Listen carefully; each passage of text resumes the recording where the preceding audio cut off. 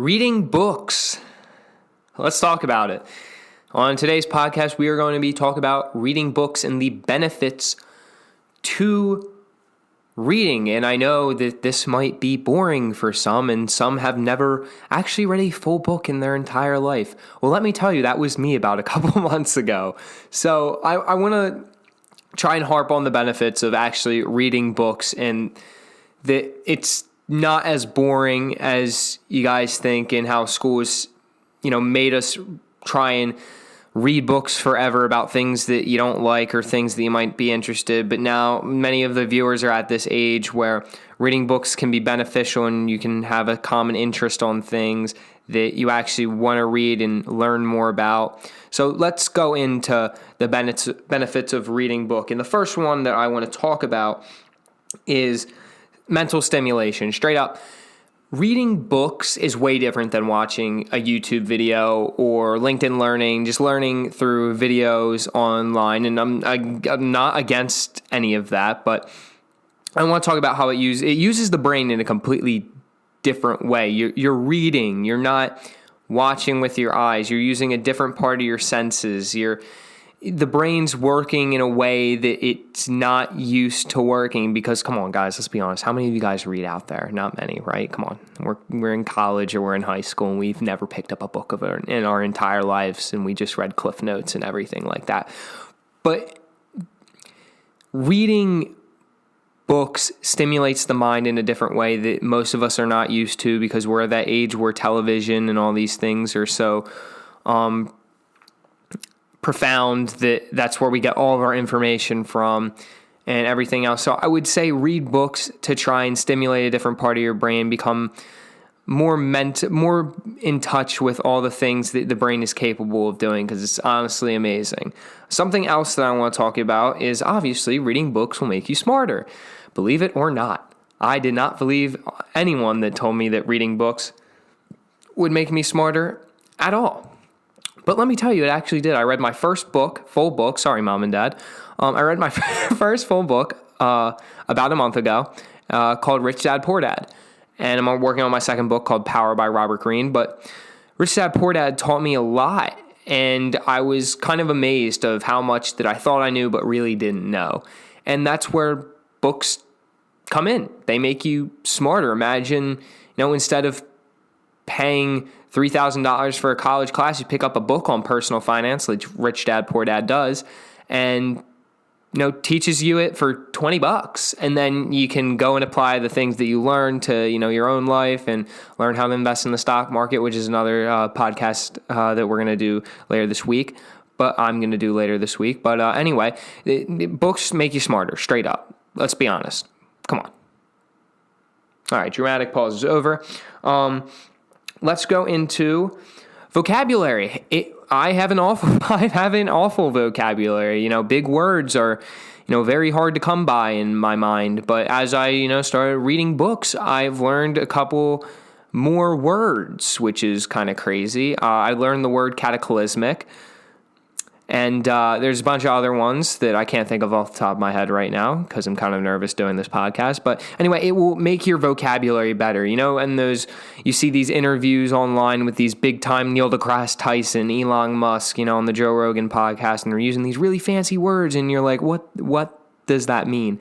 Well, that's where, books come in. They teach you how to use these words and sentences and in everyday life to make you think a little bit more and be able to sound more intelligent and be able to describe a situation a little bit better in a different way that you might have not been able to before. And that's where I think reading books is also very important, because it will expand your vocabulary. Just from reading one book over the past month, I was able to learn several different words. I said cataclysmic earlier, but I can't think of other ones that just come to my mind right now.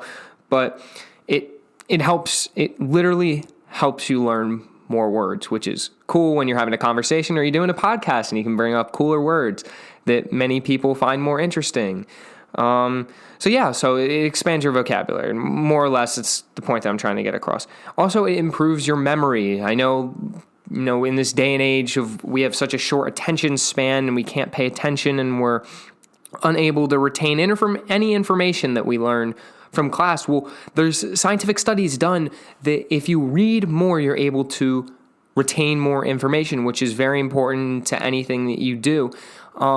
When you're, watching a YouTube video and they find they're explaining something like Neil deGrasse Tyson on Joe Rogan podcast was talking about how water, without the element of water, there'd be no life on Earth or whatever. And I thought that was really cool. But the point that I'm trying to make is that I was able to remember that. And books have how am I going to put this? The more you can remember from a book, the better your overall memory will be. It's again, teaching your brain to work in a different way.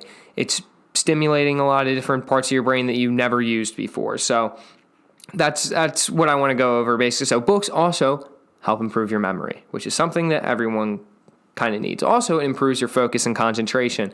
Let's be honest, it's very hard to sit down and read a book, right? Very long, very intimidating, very big words in there, but they will help expand your vocabulary. But anyway, it will improve your focus and concentration. Imagine sitting down and reading for an hour. Seems very intimidating, right? You don't have to go that far yet. You can read for 15 minutes and you'll probably learn something. But when you're able to focus a little bit more, especially in, we're Gen Z, right? We have a very short attention span. That's something that books can help you work on. Being able to focus a little bit more in class, be able to focus a little bit more when you're doing your homework instead of getting sidetracked by this thing called your phone. There's just so many things that involve, the whole aspect of focus and concentration, and books can help you improve on those aspects in your life. Something else that I want to talk about is tranquility. It is very peaceful reading books. There's really nothing else going on. You're focused on one thing, right? You're trying to tune everything else out of your life at that moment in time. You're trying to focus on one thing. And that's just reading a book. You're reading a story, whether it be a self-improvement book, you're trying to learn more about finance, you're trying to learn more about arts and crafts, whatever you want to learn about. But that's where, it's a really calming situation where there's nothing else going on but you and a book, maybe a hot cup of tea. I don't know what you guys like, but I just want to make that. I don't want to gloss over that, but try reading if you're really stressed out or something. It will calm you. It will really calm you down because you can't focus on anything else but one thing, and that's reading those words on the page, and it will help you out. Trust me. Again, I talked about my anxiety on a podcast. It helps me. If you have anxiety and you're freaking out, maybe try reading a book and maybe it'll help you out. Last thing I want to touch on is that it is pretty much free entertainment. If you have a library, which I know every town does, maybe, hopefully, still, by the time this podcast comes out. If this doesn't come out in, a week and all the libraries are closed, hey, man, beats me. But, you can go to a library and read a book for free. It doesn't cost anything. Or if, let's take it into account, how much is a Netflix subscription over the period of a year. It probably cost around $200, say. A book costs $20, and you'll learn something from the book rather than, watching endless episodes of Friends or The Office, which is sadly taken off Netflix. But it's very cheap entertainment, or it can be free entertainment if, you go to a library. And books last a long time. It takes a while to read a book, and that might seem very intimidating to some, but when you're reading, it takes a while, and that's, gift and a curse, the yin yang of everything. It takes a while to learn all the information within the book. It's way longer than watching a 10-minute YouTube video on how to, tie your shoelaces a quicker way.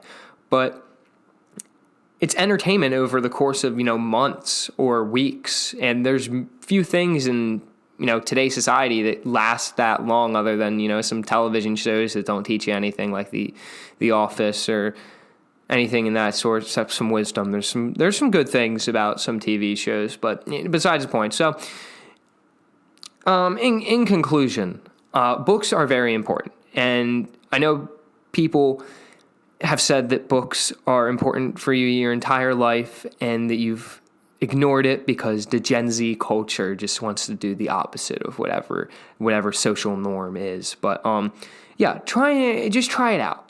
try reading a book. See if you like it. If you don't, hey, you don't like reading, maybe try an audiobook or something, or listen to podcasts like this one at the Ronan Bell Show, and recommend this to your friends as well. But yeah, guys, that's pretty much it for today's episode. I hope you guys are getting through whatever you're getting through, and as always, y'all just keep on keeping on.